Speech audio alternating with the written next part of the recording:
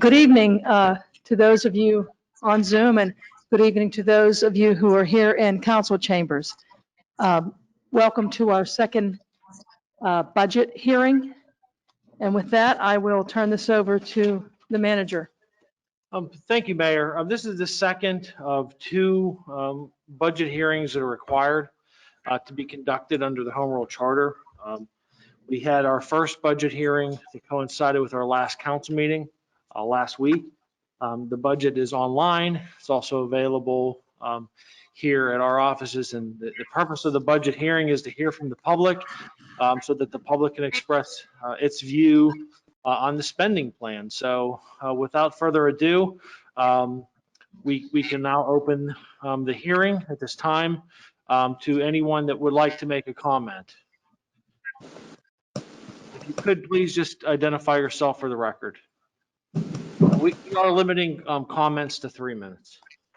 Well, I will speak fast. William Jeffcoat, 11420 Clematis Boulevard. I'm the volunteer fire chief of Penn Hills number 7, speaking on behalf of the Penn Hills Volunteer Fire Association. So on or about the middle of September, the Penn Hills Volunteer Fire Department submitted our budgetary request for the 2021 budget to the Penn Hills Fire Marshal. Within that letter, the fire department's requested a 10% increase to the fire allotment within the fire suppression budget due to a zero budgetary increase in 2020. The letter also requested a $100,000 be allocated to the equipment subcategory within the fire suppression budget for 2021 and beyond. Looking at the proposed 2021 budget, you'll see a total projected cost of $500,980. The fire departments would like to explain to council as well as our residents what those monies go to.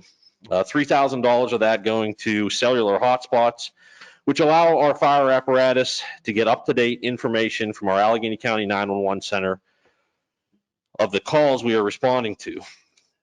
$94,380 going towards fire hydrant maintenance within Penn Hills.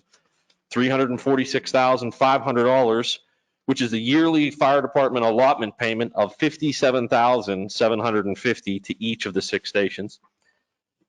$32,100 is allotted for fuel for the volunteer fire departments. $25,000 the municipality allots for the portion of Truck 227's yearly $57,000 loan payment. Now, more calls for service equals increased wear and tear on our fire apparatus and equipment, resulting in increased maintenance cost and decreased service life. NFPA 1851 recommends that our personal protective equipment be replaced every 10 years. With our increased call volume, we're discovering that personal protective equipment is needing to be replaced every 5 to 7 years. The Penn Hills volunteer fire companies have collectively spent meticulous hours designing a personal protective equipment with safety, longevity, and cost effectiveness at the top of our list. Now, the National Institute of Occupational Safety and Health, also known as NIOSH, a few years ago took a large study that was focused on firefighter cancer and concluded that firefighters face a 9% cancer increase in cancer diagnosis and a 14% cancer-related death increase compared to the general population in the United States. Now, Station 227 currently has 2 firefighters that are actively fighting for their lives after being diagnosed with cancer. Those members are taking daily trips to the hospital to receive chemotherapy and radiation. In years past, this has been a similar story with other firefighters in Penn Hills. Now, if council approves personal protective equipment in the 2021 budget and beyond, the Penn Hills fire chiefs and company officers will collectively submit our unified bid specification to the Pennsylvania Co-Stars program. The Pennsylvania Co-Stars program gives suppliers increased opportunity to participate for business. The municipality continues that line item into the 2020 budget. Please conclude. I'm sorry, what? Conclude. Okay. There's nobody else waiting for me. I don't think, giving us our allotted time is a big problem. If the municipality continues the line item into the 2021 budget and beyond, the Penn Hills Volunteer Fire Companies would allocate those funds specifically to firefighter personal protective equipment. That would allow for 24 complete sets of personal protective equipment each year, going to each of the 6 volunteer fire stations. 6 of those sets every single year. The Penn Hills Volunteer Fire Companies value mayor and council's support, but we are in dire need of action. Don't give us a job to do if you aren't going to give us the resources we need to be successful and keep our firefighters safe. Now, with COVID-19 hitting the Penn Hills area, your Penn Hills volunteer fire departments are getting hit even harder. COVID-19 has caused a domino effect within the volunteer fire departments. Donation requests are at the lowest company leaders have ever seen. Departments are being forced to cancel annual fundraisers that they depend on. Some of the departments are even purchasing used personal protective equipment to counteract these financial hardships. Now, when our police department's ballistic vests reach their life expectancy, do we buy them used ballistic vests? When cardiac monitors reach their life expectancy, do we buy used cardiac monitors? We don't. Then why should this practice be acceptable for the volunteer fire departments? I plead to each and every member of council to take action. I plead for you to demand personal protective equipment funding for our volunteer firefighters in the 2021 budget and beyond. I thank you for giving me the extension and have a good evening. Thank you, Mr. Jeffcoat, and thank you for your service. And I would like to thank the Volunteer Fire Association as well.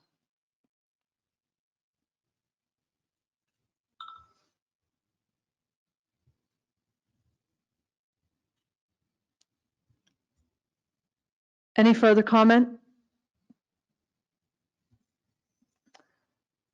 Now is the time for the public to comment on the budget. So if there are any members of the public who would like to comment, please come forward.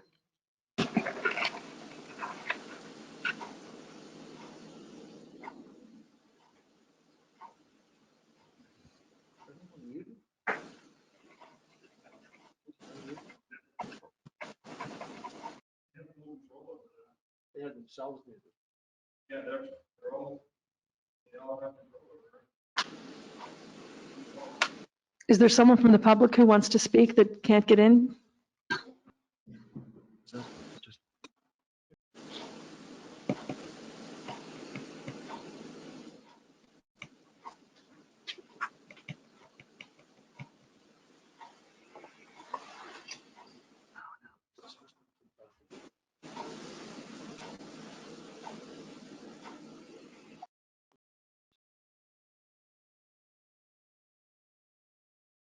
There's no one?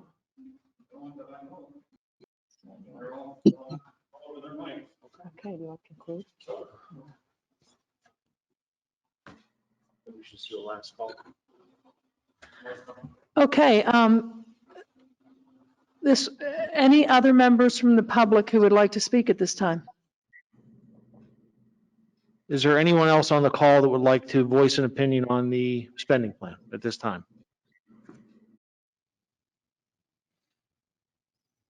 Hearing none. You want to conclude it?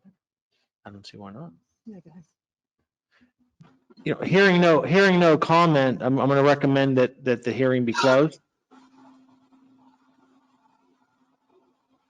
Madam Mayor, Yes, Councilman.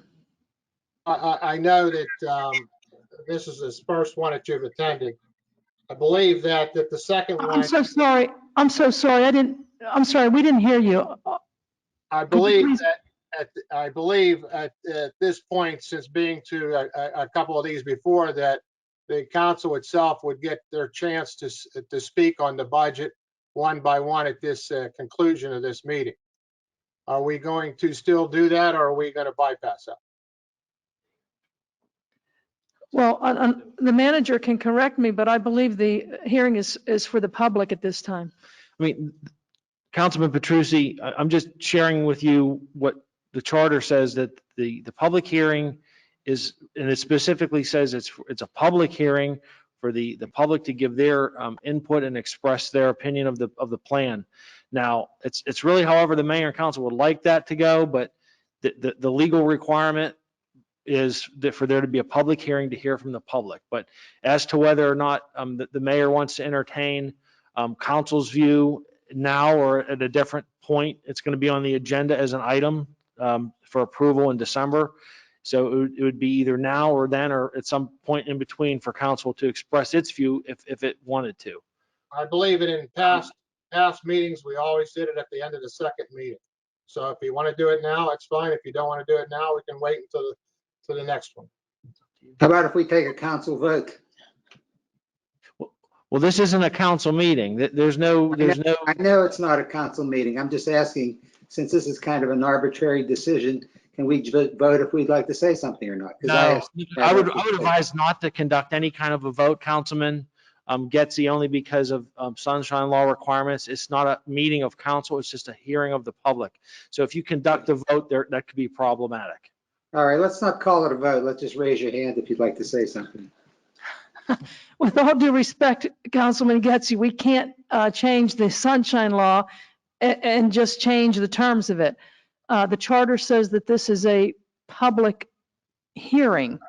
This is not a council meeting. Okay.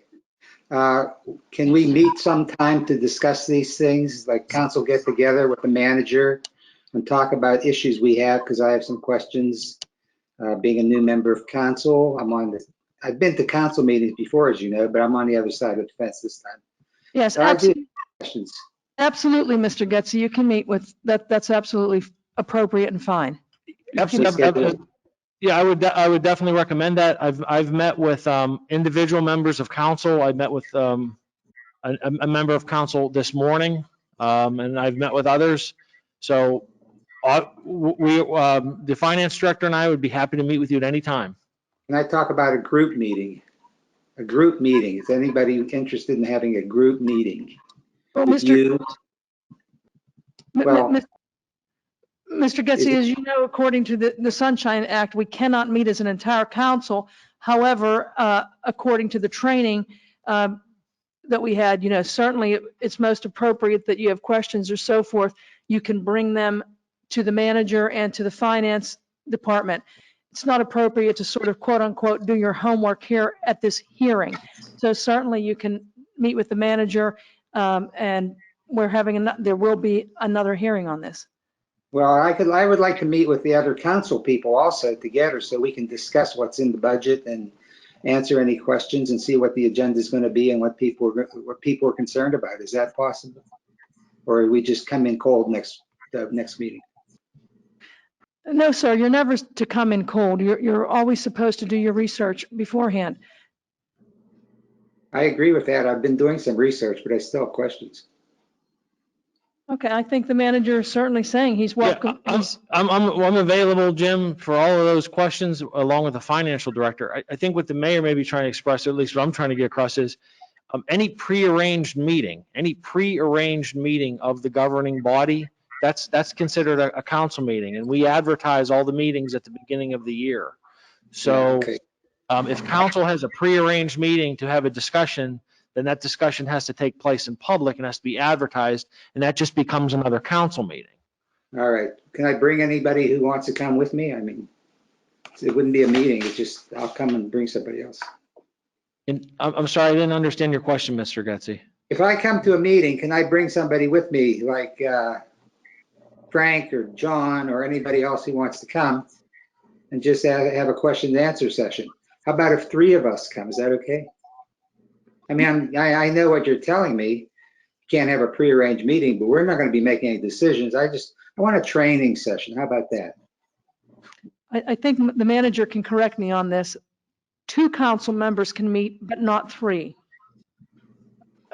If 3 members of council have a prearranged meeting, then that's a quorum, Councilman Getzey. And normally in that situation, you get into having an advertised meeting or unless it's an executive session, but it's pretty clear as to what is executive sessionable, if you will.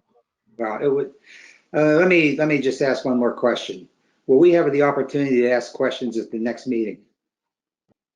Council people, will council people have an opportunity to ask questions at the next council meeting, which is the approval or disapproval meeting.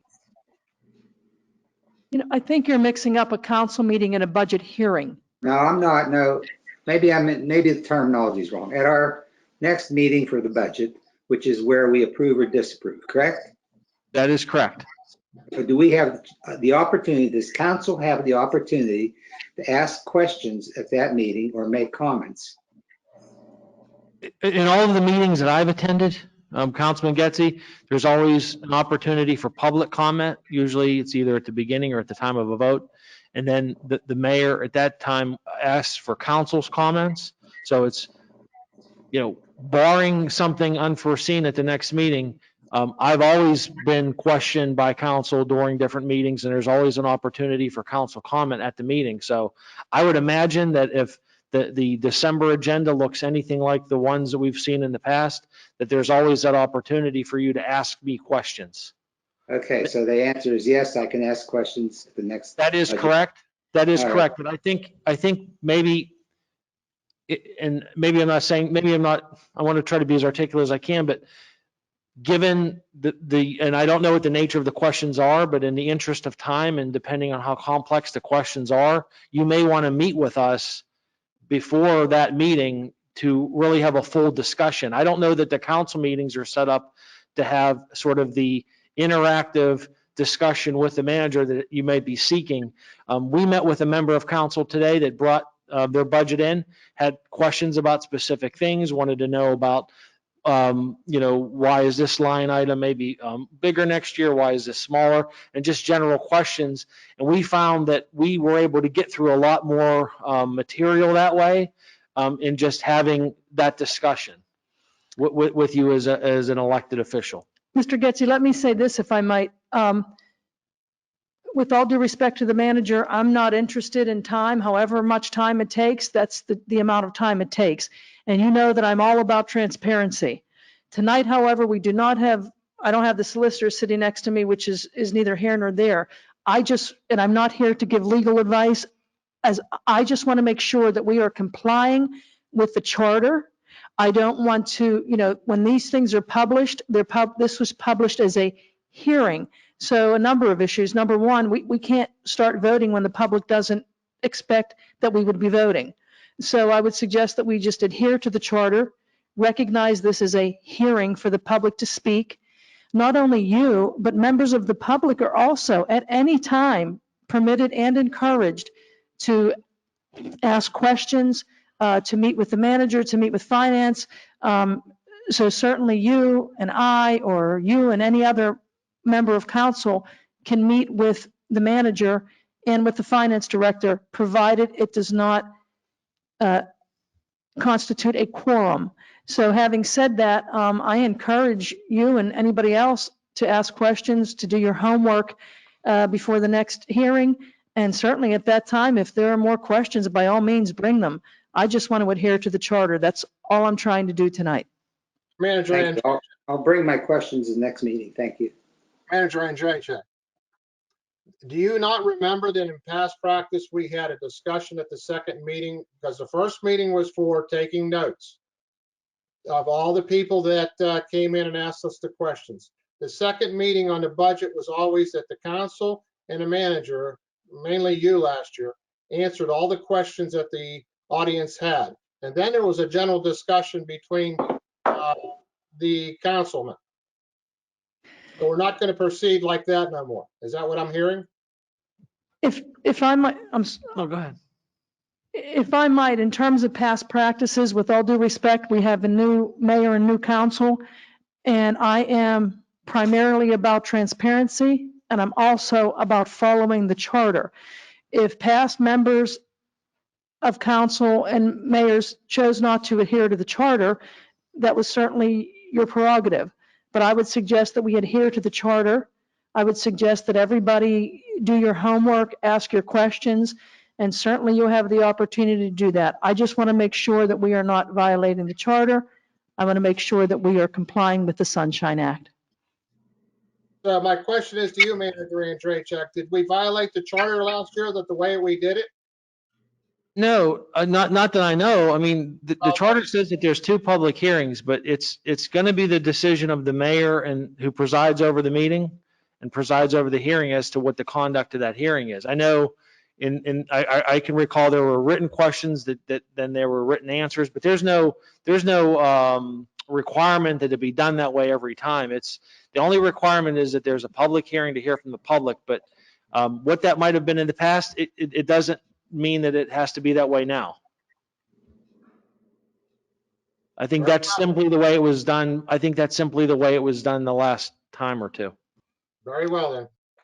Thank you so much, and I do encourage you to meet with the manager, meet with the finance director. If you hadn't taken advantage of that prior to tonight's hearing, that's unfortunate, so please make sure that that gets done ahead of time, but this is not the place to do homework.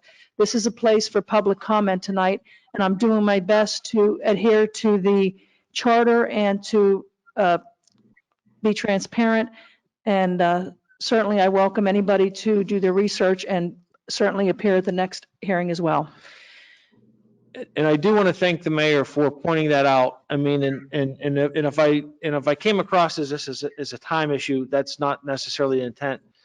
I just feel like whatever the questions are that you may have, Councilman Getzey, many of them may be very complicated. They may invite other questions. I feel like to have that type of a dialogue that's really productive, that gives you the information that you need to feel comfortable about this document, I think you would probably be further ahead if you met with the finance director and you walk through those, whatever those questions happen to be, rather than asking them at a public forum where I may not have that answer at my fingertips.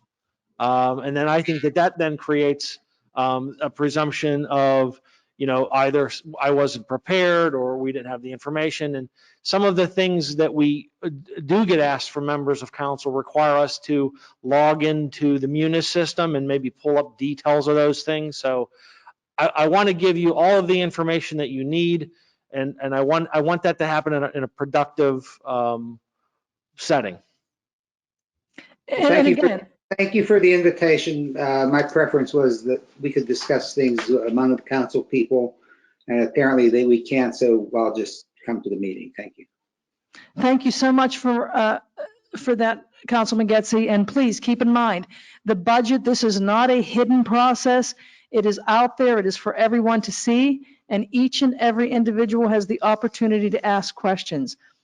So having said that, I invite you to the next session. And since there are no further questions from the public, that concludes this hearing.